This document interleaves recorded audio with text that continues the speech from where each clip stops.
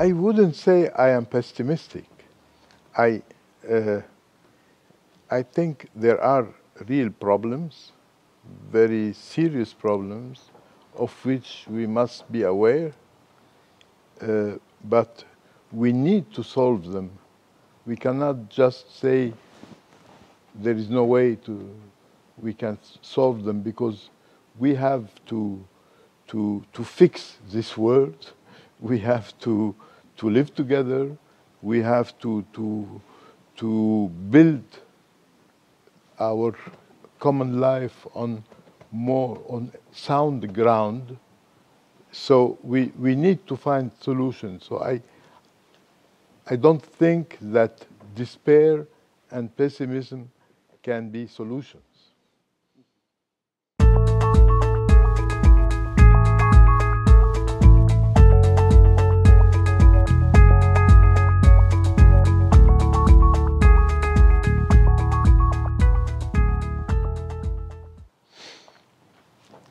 Je pense que la notion d'Européen n'a pas besoin d'être univoque. Je crois que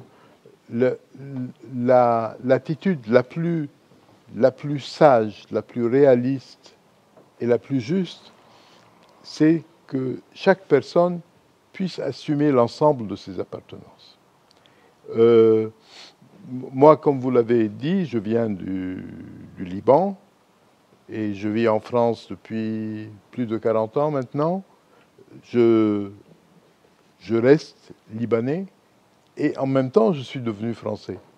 Et ce sont deux appartenances réelles et je n'ai aucune envie de me séparer de l'une ou de l'autre.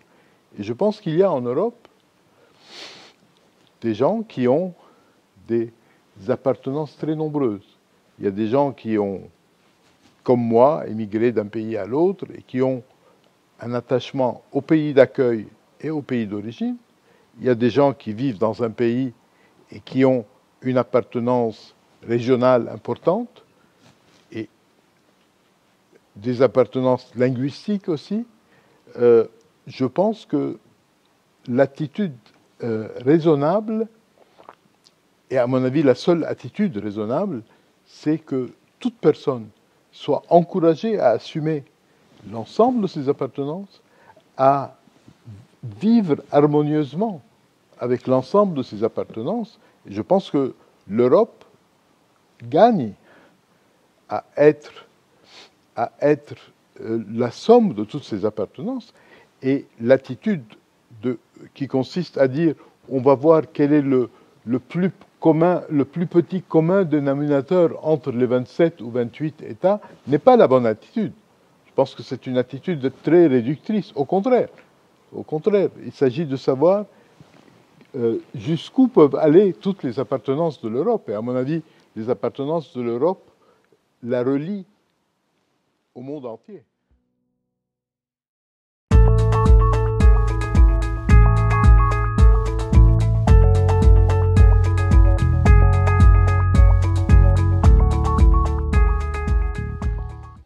Je crois que lorsqu'il y a des manifestations de populisme, de xénophobie, de racisme, souvent il y a des causes et il faut traiter les causes. Quand une personne a des comportements qui se caractérisent par la xénophobie ou le racisme, c'est qu'il y a une peur derrière ça. Il ne faut pas dire aux gens « vous ne devez pas avoir peur ». Il faut essayer de comprendre pourquoi ils ont peur et essayer de résoudre les problèmes pour enlever les causes de la peur. Nous sommes dans un monde difficile, nous sommes dans un monde compliqué, nous sommes dans un monde où tous les événements sont vus par tout le monde et chacun a des raisons d'avoir peur de tout ce qui se passe à travers le monde.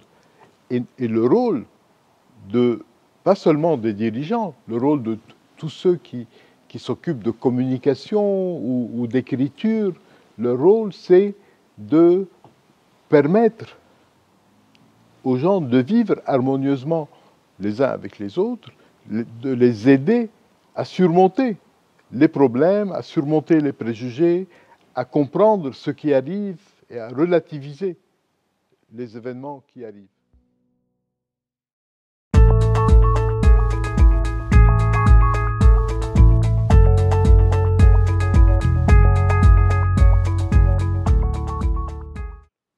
Je pense que les aspirations, et ça je le dis par conviction et aussi parce que j'ai beaucoup fréquenté divers pays du monde arabe, pas seulement le mien, je peux dire que les aspirations profondes des gens sont les mêmes à Beyrouth, à Alger, à Paris, à Madrid, à Bogota.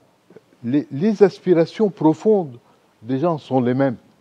Les gens veulent vivre mieux, ils veulent vivre dans la dignité, ils veulent vivre dans un environnement qui leur permet de s'épanouir, qui permet à leurs enfants et à leurs petits-enfants d'avoir un avenir. Je pense que c'est ça l'essentiel. Et donc, je suis persuadé qu'il n'y a aucune différence entre les aspirations des peuples du monde arabe et les aspirations du peuple européen ou du reste des autres peuples du monde. Et je suis persuadé qu'il n'y a aucune incompatibilité d'aucune sorte. On a eu des moments de l'histoire, où telle civilisation était plus avancée que d'autres. Il y a eu des moments de l'histoire où la civilisation chinoise était la plus avancée de toutes. Il y a eu des moments où la civilisation arabe était la plus avancée. Il y a d'autres moments de l'histoire. Aujourd'hui, les choses sont ce qu'elles sont. Elles peuvent changer demain. Il faut garder foi dans la possibilité des hommes et des femmes d'accéder à une vie meilleure, dans leur volonté d'accéder à une vie meilleure.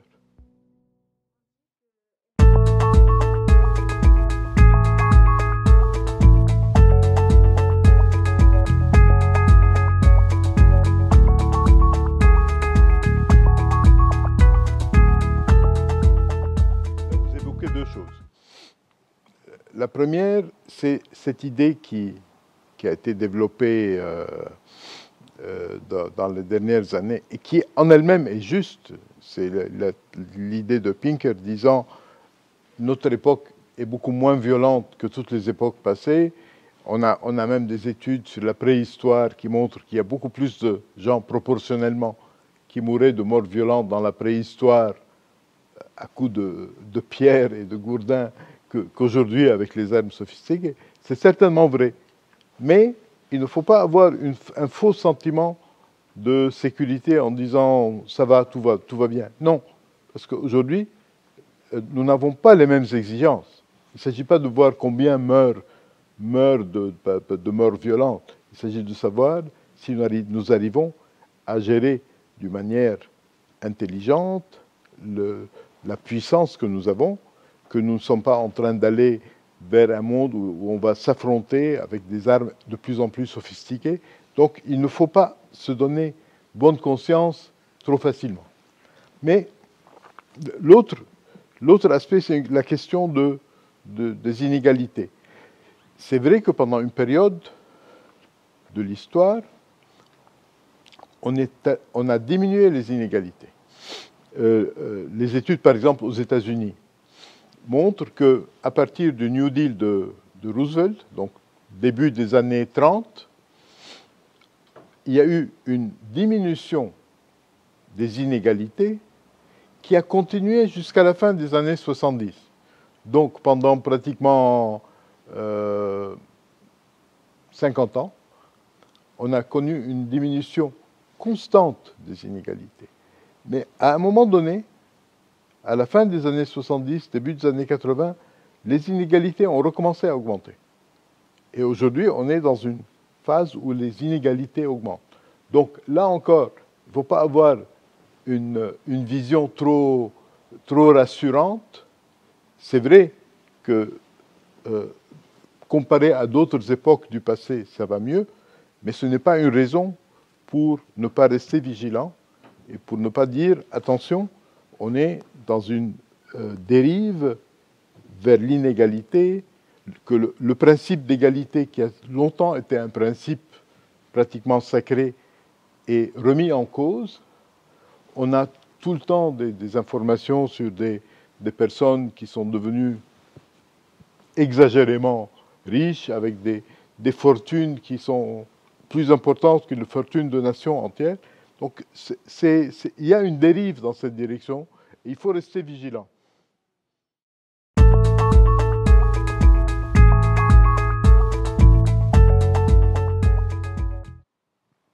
Il y a des manifestations tous les jours depuis quelques temps qui sont causées principalement par des difficultés de la vie. Au Liban, il y a depuis des années des coupures d'électricité très fréquentes. Il y a parfois des pénuries de pain, de médicaments. Il y a des difficultés à avoir de l'eau propre. Et les gens souffrent beaucoup. Parfois, pendant des semaines, on ne ramasse pas les ordures et il y a des maladies qui se répandent. Je pense que toute la population souffre de cette situation. Et depuis quelque temps, il y a eu un mouvement assez spontané, d'ailleurs, qui a été provoqué, déclenché par une nouvelle taxe sur l'utilisation de WhatsApp, et ça a provoqué une colère, et les gens sont descendus dans les rues. Honnêtement, je ne sais pas jusqu'où ça va aller, parce que le système politique au Liban est un système certainement pas très performant. Il y a beaucoup de corruption, mais c'est un système qui est très solide, qui est solidement installé et qui n'est pas facile à déplacer. Donc je ne sais pas ce que les manifestants pourront faire. En tout cas, leurs intentions sont certainement très, très propres et très légitimes.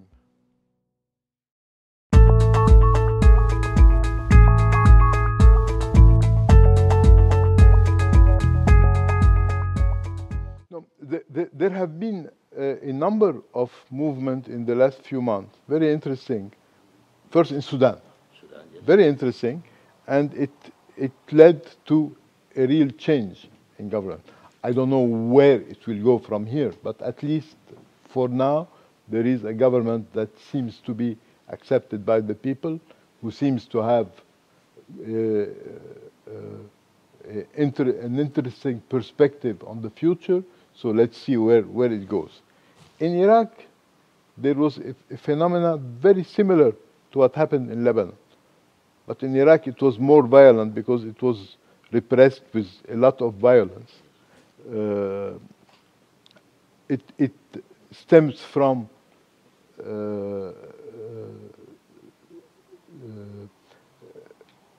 a kind of mistrust of the political system and shortages in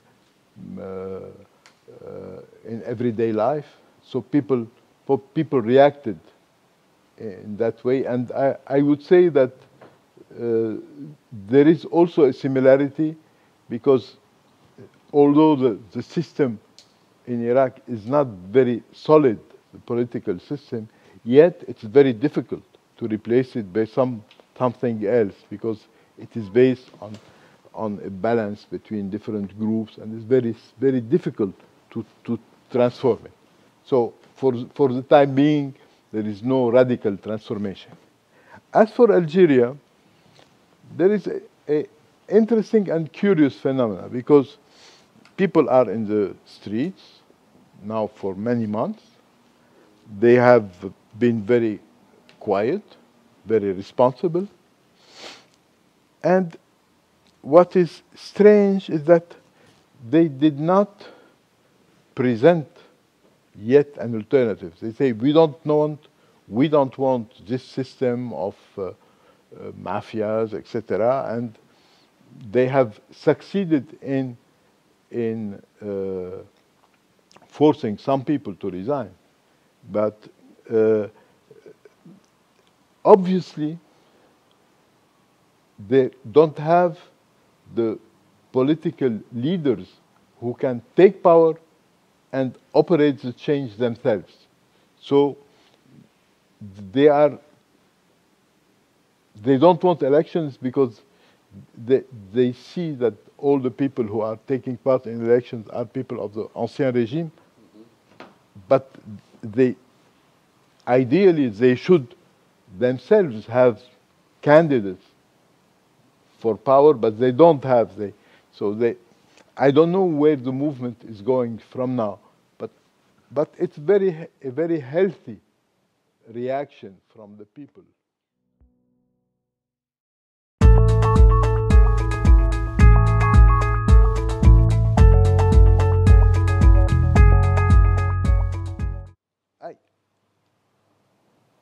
I wouldn't express it Islam and democracy because we are speaking of different things. Islam is a religion. I think I don't think a religious movement has to play a role for or against democracy. I think people can be democratic, have a political system based on elections, on democratic institutions, and then every person can have its own religious beliefs. I don't believe in a kind of alliance or opposition between a religion and a political system. I think they are separate entities. So what's happening today in Tunisia is surprising even Tunisians themselves, because the gentleman who has been elected is not well known in the world, and even Tunisians don't know what he might do as a president. But it's healthy to have elections and choose people who are not professionals of politics, and let's hope for the best. He seems to be a decent fellow, so let's hope for the best.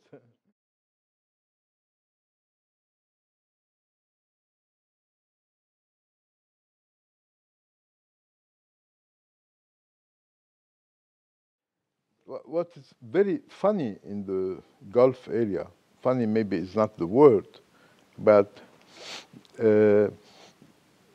everybody used to think that if anything happens in the area of the Gulf, it will be hell in the world, in the whole world, because this is the area of oil.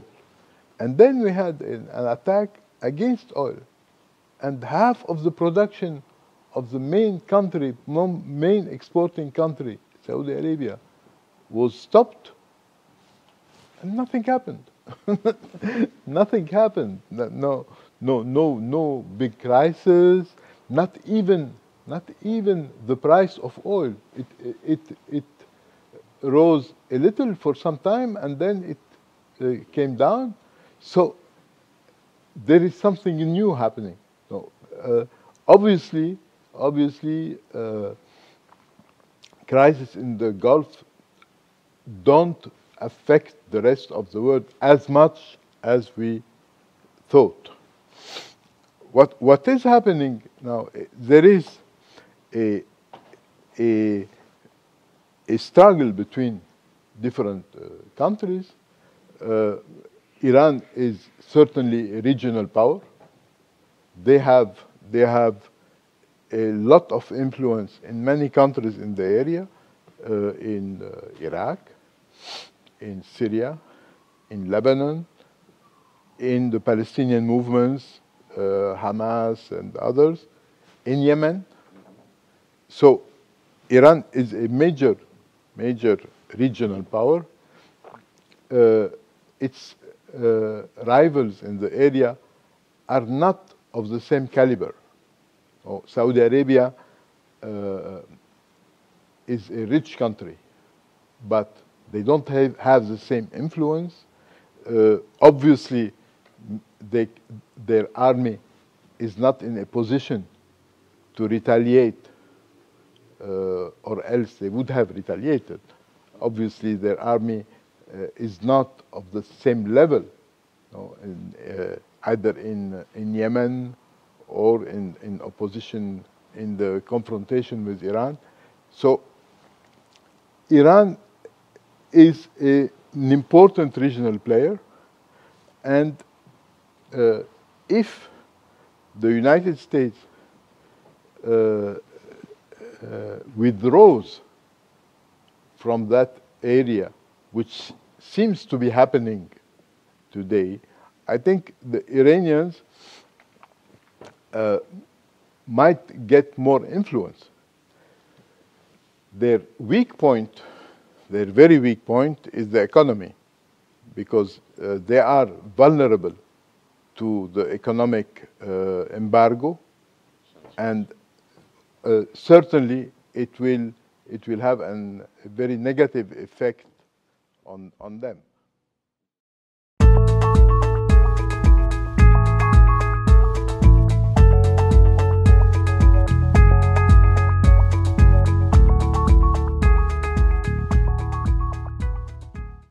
Ça, c'est une grande question. Il n'est pas facile de répondre. En tout cas, c'est vrai que le Beyrouth que j'ai connu dans les années, jusqu'aux années 60, il y avait une qualité de coexistence qui était remarquable et qui n'existait probablement pas ailleurs de la même manière. Est-ce que ça peut revenir? C'est possible. Je pense qu'il ne faut pas renoncer à cela. Il est possible que ce type de coexistence reprenne.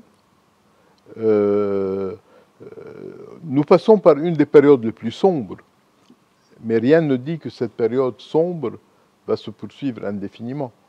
Je pense qu'il est tout à fait possible qu'il y ait des changements, que le monde arabe sorte de la crise historique profonde où il se trouve depuis quelques décennies, et que quelque chose d'autre se construise. Donc moi je ne dirais pas que je suis optimiste, je dis qu'il ne faut pas insulter l'avenir.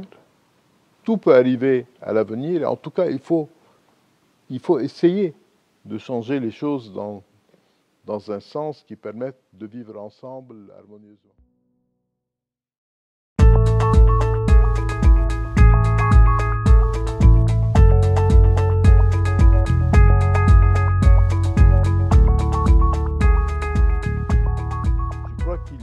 Qu'on n'a pas d'autre choix que de changer l'ordre mondial actuel, parce que le monde est en train de dériver. Je pense que les aspirations de la jeunesse ne peuvent qu'aller dans cette direction. Parce que quand on voit vers quoi le monde est en train de dériver, je pense qu'on a vraiment besoin d'un sursaut. Je pense que les jeunes ont besoin de prendre conscience de ce qui est en train d'arriver et de changer les choses. Et je pense qu'on peut changer. La différence entre notre époque et les époques antérieures, c'est qu'autrefois, quand on constatait qu'il y avait des problèmes, on n'avait aucun moyen de les changer parce qu'on n'avait pas les connaissances nécessaires, on n'avait pas le niveau scientifique nécessaire, on n'avait pas le développement, les moyens. Aujourd'hui, nous avons les moyens nécessaires pour tout changer. Le jour où nous serons convaincus, nous pourrons convaincre nos contemporains qu'il faut changer, on peut changer. Les moyens sont disponibles.